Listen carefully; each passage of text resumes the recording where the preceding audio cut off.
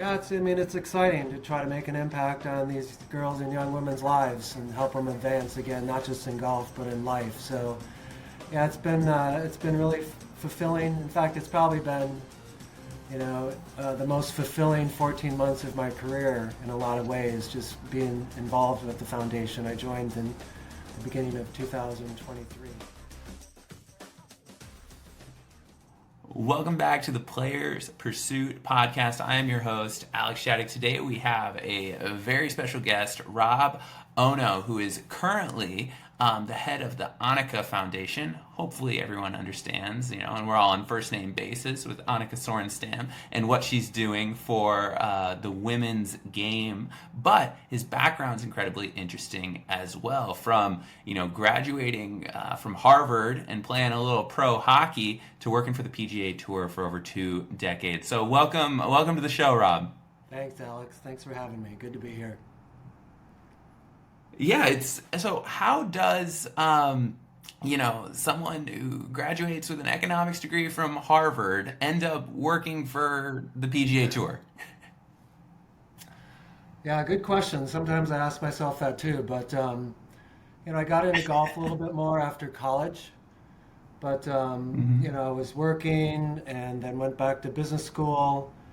But I was working at General Mills, and I think at that time, just a couple years after grad school, I just wanted to meet people in the golf industry, and if I ever had a chance to work in the golf industry, it'd be great. But I was going to have a hard time meeting people if I was working full time. So I did something pretty crazy. I asked for a leave of absence when I was at General Mills. This was just a few years out of grad school. Everybody thought I was probably going crazy, but I was the only way I could network and try to meet people. So I had like a 6-month leave of absence granted, and I just worked pretty hard to just meet people, talk to people, get introduced to people. And believe it or not, within 6 months, I had probably 2 or 3 opportunities to go into the golf industry. And I was thinking it was just more for down the road. I was actually thinking I'd go back to General Mills, but I accepted one of the opportunities to go work at American Golf Corporation, so I never went back to General Mills. And I've been in the golf industry ever since. It's probably been 28 years being in the golf industry now. So it was kind of a crazy thing to do, but thankfully things worked out. Well, and really it just kind of demonstrates, everyone knows the power of the golf bug, right? Like you catch it and you're going to do whatever it takes to get to do what you want to do within the industry or the game or whatever it may be. Yeah, I think for me too, it wasn't necessarily just, to play golf. I enjoyed playing golf and I picked it up after college, but there were so many fascinating things about the industry and the game. I mean, no other sport you call a rules infraction on yourself. But golf does, and people have lost tournaments or missed the cut by doing that. And golf and the PGA Tour, for example, they give a lot of money back to to charities to help communities, and PGA Tour gives back more to charities than all the other sports combined. So there was just a lot of unique features, that the sport had to offer, and it was a life kind of growing experience for me over those 6 months too. I went to a golf trade show. They had one in Orlando. I went to one in Las Vegas, and I literally networked for 10 hours a day for 3 days straight. And this is a trade show, so these companies aren't interested in talking to people like me who might be looking for a job. They're trying to do business and do business deals. So, I'd have my 60-second spiel at all these different golf companies that I was trying to make inroads with, and it was a fascinating time, to kind of step out of your comfort zone and kind of sell yourself to people who have no idea what who you are. And so I just had a lot of fascinating experiences during those 6 months, and like I said, I was lucky enough to have some opportunities come up. Yeah, and what you do now is also very interesting with the Annika Foundation. A lot of players, a lot of pro athletes, celebrities in general have these foundations. It's kind of a side project, whatever. But with Annika, the greatest woman of the last, 50 years at the very least, in the game, like she is so hands-on, and her operation and what you guys are accomplishing is huge. How did you get set up with Annika, and can you tell the audience a little bit more about sort of the mission? Yeah, I think I'll just give a little background. I've been working at the PGA Tour for 24 years, but I think during COVID, I had a little bit of kind of a reassessment of, what I was doing with my life, and we were starting to do things that were impacting young people or people through the game of golf. And just a quick example, during COVID, we couldn't play these international tours that I was managing to help players get to the Corn Ferry Tour. We couldn't play it because of COVID.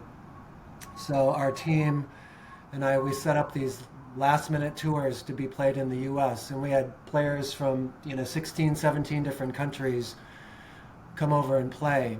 And just had a lot of players that just thanked our team, thanked me for keeping their dreams alive. Otherwise, they were going to just, transition into the workforce. And it was probably one of the first times I felt like, wow, we've really made a direct impact on someone's life to help them pursue a dream. And I thought it was just a neat feeling, or a feeling of satisfaction to really help somebody.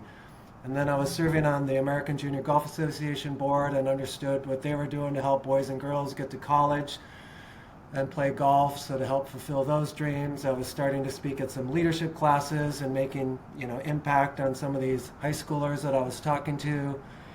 And so a lot of these things were happening of just like helping me maybe reassess what I wanted to do. And, and quite frankly, I didn't think I was probably going any further at the tour. I was at an executive level. I wasn't really going to be going up any higher. And I think instead of maybe thinking about myself and how many more people can I manage, and how much more money can I make, and how much more responsibility I can take on, I was probably one of the few times in my career I just said, what can I do to help others? And if I could help others through the game of golf, and help young people, I just thought that'd be something I would like to do. And this Annika Foundation opportunity came around. I knew the person who was running the foundation. I knew he left, but I didn't really respond to anything. And then I just saw something on LinkedIn, believe it or not.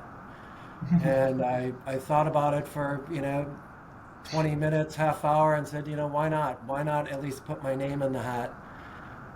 And believe it or not, Mike McGee, Annika's husband, responded back to me within 5 minutes, basically. And he said jokingly, are you really interested, or did LinkedIn say that we were, a good match here? So that's how it started. And I'll pause here, but Annika and Mike and I just feel like we really hit it off. Yeah, and so what is your role in kind of the day-to-day operations? I have a schedule of all the different events that you guys put on during the year. So what is the motivation, and what is the sort of end goal, if there is one? Yeah, we try to describe our mission as that we develop and empower young women all around the world through the game of golf. So we try to give them awesome golf opportunities and experiences and help with golf development, but we also try to help with life development. So that's really it, kind of in a nutshell of what we do. But we'll try to help, girls that are 6 years old all the way up to young women, maybe into their mid to late 20s. And we have a lot of initiatives that we might, that we do. So it could be Share My Passion grassroots clinics for young girls to get them interested in the game, help them meet other girls who might be interested in, in golf. We do these amazing junior golf invitational events around the world. We do 6 of those on 5 different continents. And the winner of these events, for example, might get into an LPGA Tour event. Or the winner of our event in Latin America gets into 3 major championships. I mean, it's crazy, some of the opportunities and experiences that we give these young women all around the world. We do a fabulous college event. We're looking to a second college event for a different set of schools, and now we're helping young professionals through a development program. We'll end up supporting a dozen women as they pursue their dreams of playing pro golf out of college. We partnered with this amazing private club in South Carolina called Old Barnwell. So these women have a place to play and practice and have housing and get some financial assistance. And now we put Annika's name on a pro tour. It'll be the Annika Women's All Pro Tour to help women get to the Epson Tour and to the LPGA Tour. So we do a lot of things kind of, depending on the age range for these girls and young women. Yeah, the growth of the women's game at the professional level has been just amazing to see the inroads being made in the purses, the growth of Symetra, now Epson Tour, and it wasn't that long ago where if you weren't on the LPGA Tour, it was tough to find places to play. And now it's much more accessible. Girls kind of chasing the dream have a lot greater opportunity. Yeah, I'll give credit to a gentleman, Gary DiSerrano. He'd been running the men's professional tour called the All Pro Tour that was trying to help the male side pursue their dreams of playing pro golf, and he started up a women's tour 5 years ago, and it's helping women basically get to the Epson Tour and LPGA Tour. There's so many women coming out of college now that are really talented players, and only so many can make it through Q school. And as you know, you have one off round at Q school, and then all of a sudden you don't have status. You don't get status on the Epson Tour, or you don't get very good status. And where do these women play? So this tour has really provided a platform for these women to develop and progress.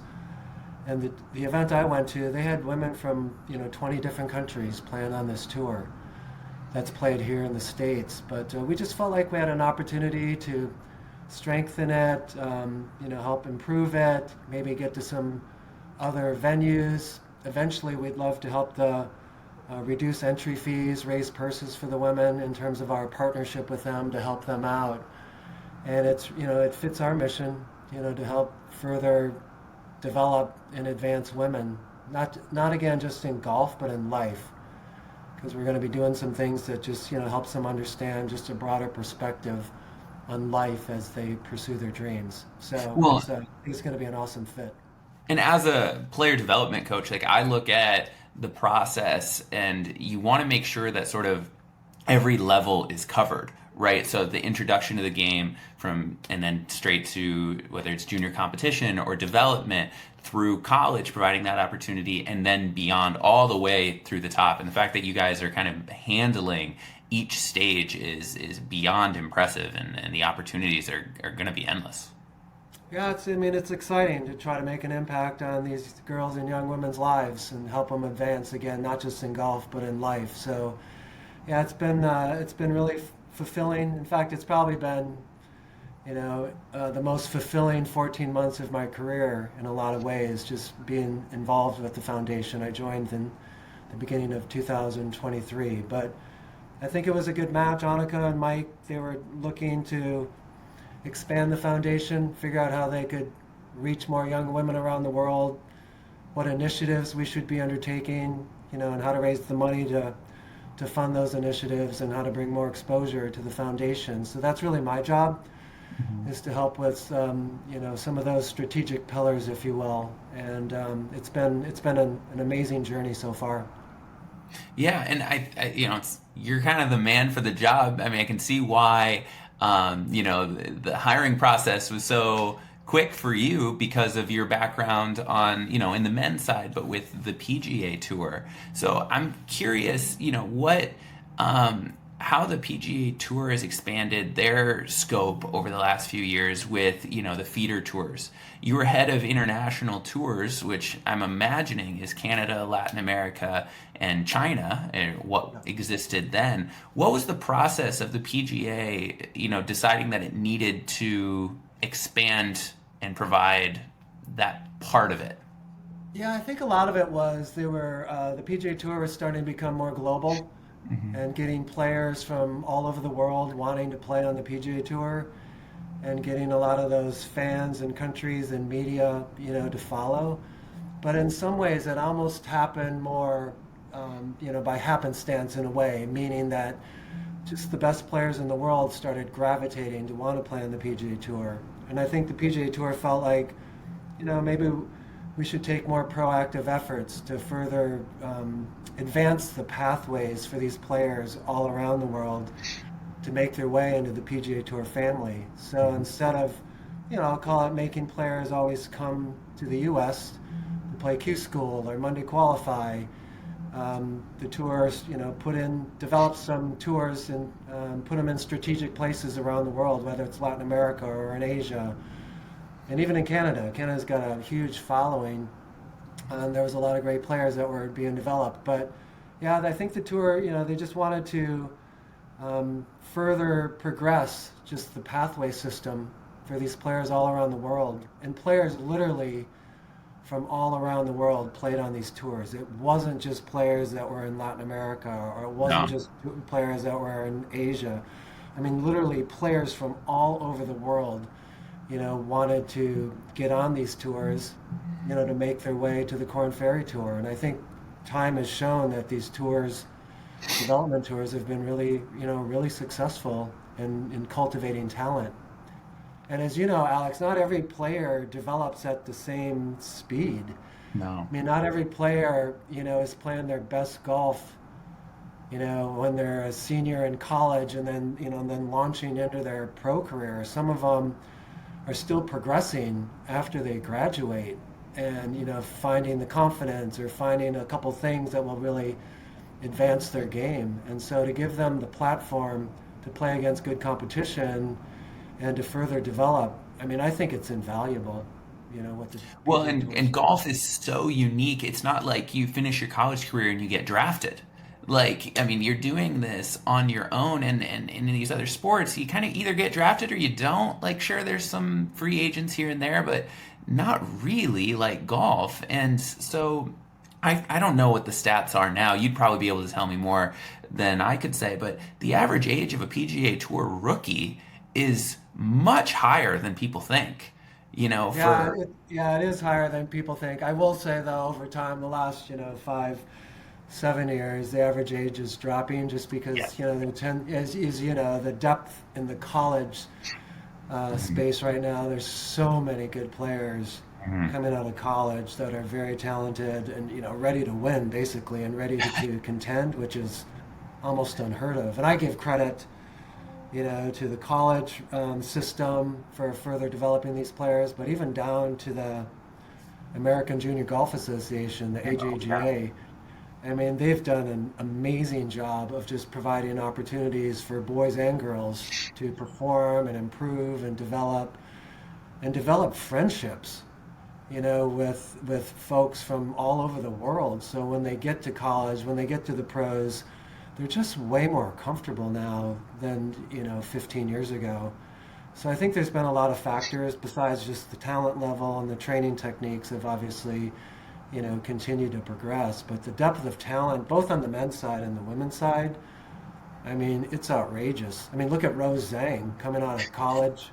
I Yeah. mean, she left college early, didn't even, Yeah. I know she's still finishing up her degree, but to leave college at 20, two-time NCAA champion, two-time Annika Award winner, as the best collegiate player, and then she wins her first pro event.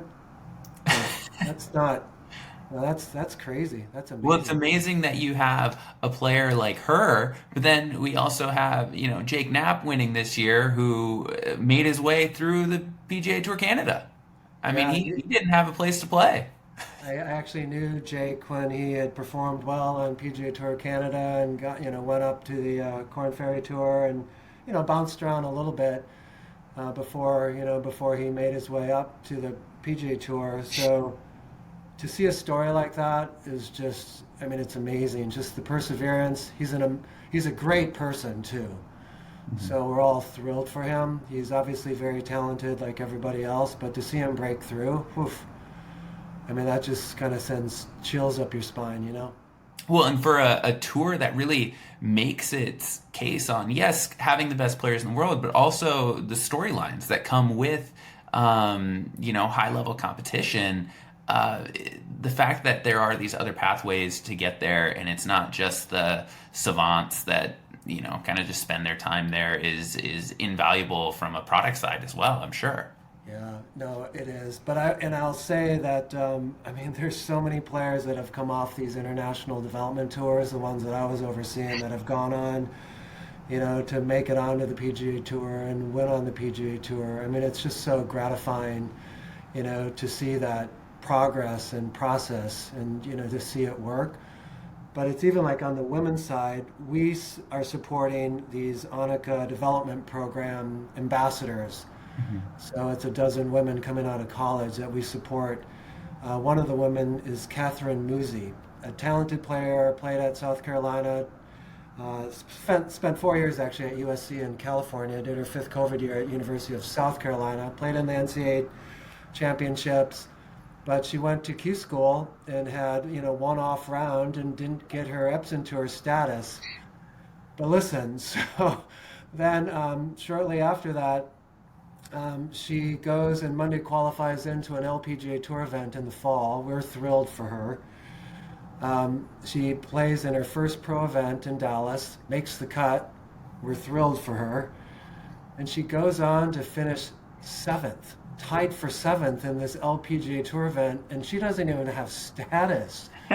But it's just an example of how many talented players there are on the men's side and the women's side that may not even have LPGA or PGA Tour status, that honestly can play at that level. They just need the opportunity. And that's what we're trying to do, is just help these, in this case at the Annika Foundation, just help these women, pursue their dreams, because we know they can do it. And it's just giving them a chance to, to perform. The game of golf. It's both challenging and rewarding, requiring focus, concentration, and the ability to tune out outside distractions. Peak performance is achieved through a synergy of body and mind. Shell Golf Apparel is designed with advanced textile technology that moves with you, with four-way stretch and moisture-wicking properties that keep you cool and dry. Visit shell.shop today and get 40% off the entire golf collection using promo code PlayerPursuits. Now, back to the podcast with your host, Alex Shattuck. So let's kind of plug that now as well. So if somebody is looking to be a part of, what you are doing, what's the best way for them to do that? Is it to play an event? Is it to donate? What's the best way? Yeah, there's a lot of ways. I mean, of course, we only survive based on the financial support we get, whether it's through individuals, companies, foundations. So if people believe in, what I'll call women's empowerment and youth development, that's really what we're doing. It's just that we're doing it through the game of golf. And if people believe in that mission, which many people are, these days, it'd be wonderful to get people's support, from that standpoint. As far as participants, a lot of times, the fields that we have in the clinics, there's only so many girls and young women that we can serve. But of course, we'd love to have people directly participating in our initiatives. But we also are developing more content and information, just through our website. So one example is Annika's approach to Life in Links, a new initiative we developed last year. It's to provide not just golf tips, but life tips that are learned through the game of golf. And so I had a lot of people that just said, oh, how does my daughter, or how does this girl that I coach, how does she benefit from what you're doing? So we developed this initiative. So basically anybody can be a part of and benefit from what we're doing. So they can just go to our website or follow us on social media, and they'll be able to, hopefully get some life learnings from, the greatest of all time. Yeah, if you're going to listen to someone, make sure it's someone who knows what they're doing and talking about, and there's no debate that you're getting that there. Actually, Alex, I don't know if you know this story, but I've heard Annika speak several times over the past 14 months, and it's like she's an amazing speaker. transparent, humble, informative, funny, quick-witted. I've actually learned a ton just by listening to her, not just golf tips, but again, just life tips. And it's just her as a junior, when much in her younger years, it's documented, and she's talked about it. She used to throw tournaments. She was so good that she'd be contending for the lead, and then three putt coming down the stretch to finish second. And it was because she was so nervous about speaking as the champion. She didn't want to speak, so she was just like, I'll finish second. And a couple of things, come to mind on that is, I guess her dad at one point just said, "Hey, Annika, this week, the top two players, have to speak at the award ceremony." So she was just like, "Well, crap, if I have to speak, if I finish in second, I might as well just try to win." But she has this phrase that she still, communicates to young women: face your fears. So you're always going to have fears in your life, and you shouldn't try to avoid them. You should try to take them on. And she's been a direct, testament, to that phrase of just even, facing her fears about public speaking. And if you would hear her speak right now, like, she's an amazing public speaker. You would have no idea. So it's kind of neat to see, someone that's the greatest of all time. You think their life is just perfect and rosy and no obstacles, and just to have examples like that with Annika's life, that she learned and she persevered, and she stuck with it, and she faced her fears.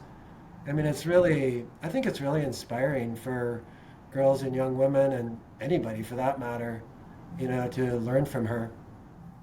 Yeah, and it's been so great to see her kind of back in the public sphere as well. After her playing career, she wasn't the face of women's golf that she was during it, but she's come back. She is playing the U.S. Women's Senior Open. She's playing the PNC Parent-Child event, and it's so great to have kind of the leadership that she brings. Yeah, I think it's been great just to have her play some, and her foundation has been a huge part of what she's been doing the last 16 years. So that's I think we're all very blessed by what she's been doing. So anyways, yeah. You said something that I don't think most people know earlier regarding the PGA Tour being such a big charitable foundation. Can you expand on that a little bit more? Yeah, just the PGA Tour was set up, obviously to provide their members, their players, a place to make a living and to entertain fans through the tournaments. But when it was first set up, Dean Beeman and the team, they set it up where monies were given back to charities. The net proceeds, basically, of virtually every event is given back to charities in the local market. And in a lot of cases, it's $10 million each year that's given back, and sometimes more, sometimes less. But a lot of these charities, depend on these monies to help them with their annual budgets. And I think that's why companies, I think, have gotten involved. I mean, it's good for business. It brings exposure to their brand and their company. It's good customer hosting opportunities to build relationships, but it's good PR because these companies, through their sponsorship, they're helping other people, they're helping communities, they're helping charities. So I think there's, I'll call it the softer side that the companies, benefit from. So I applaud the PGA Tour of how they initially set up their tournaments. I think it's incredible because it's like, win-win-win with the players and the fans, and then the communities that are involved. It's pretty special. Well, and it makes a lot of sense for a major tour who's traveling all over the country, right, to sort of, for that week, personify wherever they're at, right? If you go to an event in the Hilton Head event, the Heritage, that feels dramatically different than say the Waste Management, and it kind of is built around the community more so than other leagues that have a team. Yeah, I think that's right. I think the other thing that the PGA Tour has done over time also is Maybe it started out as just a tournament competition, then a customer hosting thing. But I think the PGA Tour over time, they kind of saw what the other leagues were doing. They've encouraged every tournament to elevate the fan experience. And I think that's where a lot of times you'll see the local personality of the event come out. And it's not just things like the WM, Phoenix Open and, what's that all about, but just I think every community has tried to put their own touch into making the fan experience, of high quality and of interest. And the LPGA Tour is doing the same thing. I'm sure other tours around the world are also doing it, but I credit the PGA Tour. There was a lot of focus into elevating the fan experience.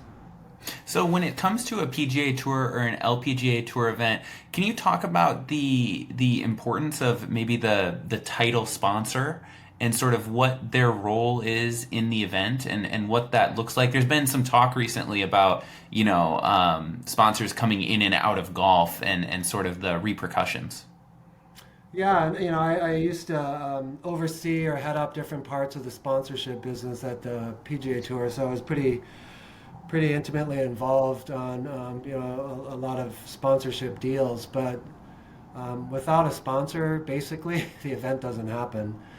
So maybe a tournament can survive a year on kind of a rainy day fund that they've set aside, but really without typically a title sponsor, the event really doesn't happen and doesn't continue and doesn't go on. So the title sponsor is vital. A lot of times it comes from the local market. There's other times it could come from a out-of-town company that likes the location from a customer hosting standpoint. But in a lot of ways the title sponsor is king/queen, and that's why a lot of the players they'll go out of their way to recognize the title sponsor in their speeches. They'll do things for the title sponsor to, have a touch point for the customers that the title sponsor might be hosting. Obviously the Pro-Am is typically a big thing in an LPGA Tour event or a PGA Tour event. The title sponsor has a lot of, key customers playing. And so, in most cases the players are at least briefed, on if they're playing with a title sponsor's guest. And honestly, it doesn't really matter because the player's trying to provide a good time also for whoever they're playing with. But yeah, all the players know the importance of the title sponsors and the local sponsors too, and the volunteers. But the title sponsor is a really big component. Yeah, I think that a lot of fans, I was as a junior, first time going to PGA Tour events, was like very surprised at the Pro-Am component of tour events because it's so unlike something that you'd see in other sports. But just like you working on your foundation, like the tour is looking to provide what's necessary to ensure that they can survive and provide for their events as well. Yeah, no, the Pro-Ams are incredible. And I will say, even at the Annika Foundation, we've implemented college AMs. So it's like a Pro-Am, except Yeah. three, say, corporate people are playing with a collegiate player at our college event. And we do junior AMs too at this recent event in Florida where we had the top, 72 young women juniors from around the world playing. We had three, amateurs playing with a junior player, and I will tell you the experience that these corporate people or these amateurs have playing with quote our players. It's unbelievable the feedback we get, not just about the players, their talent level, but their maturity level and how personable they are. And it makes us proud, because we're trying to, advance that part, of the person as well and help them understand the importance of, interaction and relationships and all. But the people that participate in our junior AMs and college AMs, it's amazing. I mean, we probably have like 99% renewal just because of the experience. But they also realize, they want to support, what we're doing too. But to be able to play a tournament course with an actual player, under tournament conditions, I mean, I don't think any other sport provides that experience. Yeah, I've been fortunate enough, coming up through junior golf, like the AJGA, playing college. I've been a player in a pro am. I've been the am. I've been the pro. I've been the college player. I've been in every bit of it, and I've caddied on the PGA Tour, LPGA Tour pro ams. Like they're so fun for everybody. And everyone learns a ton from each, just the connections being made, whether it's a player and someone in the corporate world. And it's not always transactional. It's a great time, but then it also can lead to great things down the road as well. But also just as an amateur, getting to play a tournament under tournament conditions, even if you're not the primary scorer, like you're going to learn more about your game in that setting than you will in years of just going out and playing your country club. Alex, that was one thing you reminded me of. Even in our college am, I had a lot of participants, the corporate people or the amateurs that played with the college player.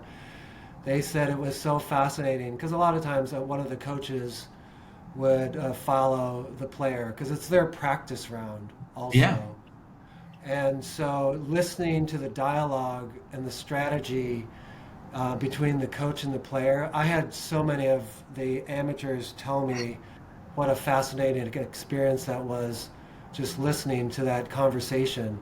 And then watch the player basically then execute what they had just talked about with the coach. But just even around the greens and where you want to miss it, and if you miss it over here, it's easier to get up and down from here than over there, and you don't want to miss it there. But just hearing the It's like a chess match talk, there.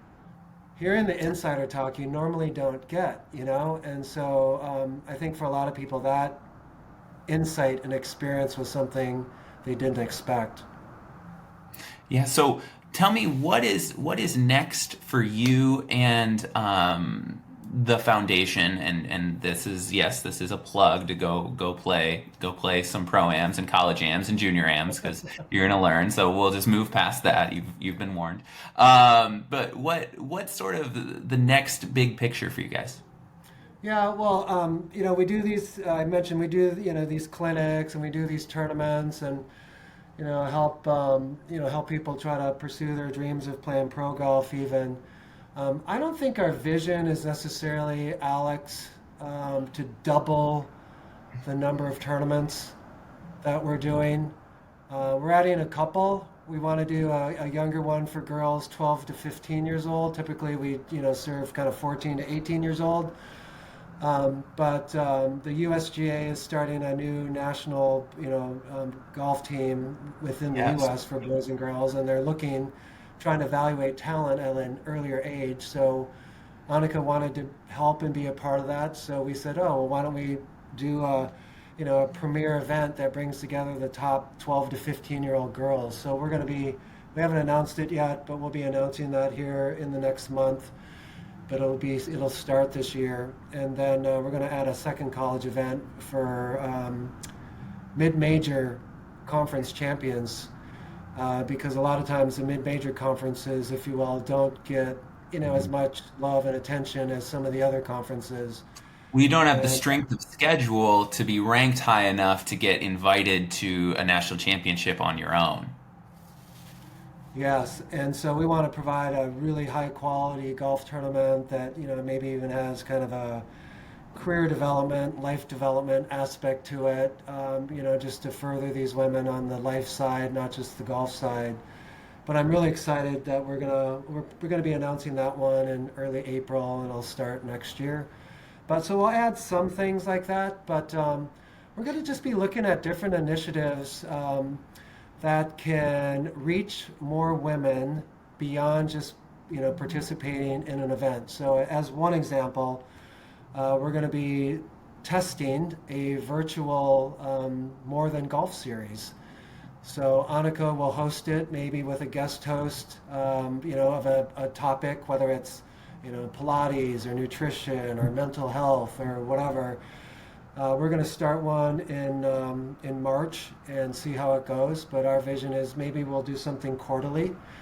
Get a sponsor or two or three involved in it and be able to reach more women, around the country, around the world, and help them, with topics that can help them, not just in golf, but again in life. So just things like that, there just will be a little bit different than, what we've done in the past. So we have a plan of attack, which I won't share with you all or with you, but, we're slowly trying to chip away at it. Annika has a great vision. She shared it with me before I started, so we're slowly but surely, trying to, accomplish some of these things, and, we're going to get there. It sounds like it. You guys are doing great, great work. And, you guys know where to go to find out more, to find an event near you, to find where to donate. So I won't bore you to that. There'll be a link under the video or under the podcast or whatever. But Rob, it was great to have you on. The work that you're doing, I mean, not Annika's foundation directly, but I would owe a lot of what, what made me a player growing up to things like it, from, first tee towards, or first tee, AJGA, things that my local golf association provided me, and the South Dakota Golf Association. Like, players need this stuff to really maximize their potential, and the opportunities that come along with it are unbelievable. So the fact that you're doing it for such a important and big group is amazing. Thank you, Alex. And I give credit to Annika and Mike, who started the foundation. And I mean, whether you want to donate or not, it's AnnikaFoundation.org. It just provides more information on what we're doing. But I will say, Annika is an amazingly special person. You would think that, everybody knows her as being, the greatest of all time on the women's side. But I will tell you what she has done to give back to the next generation of women.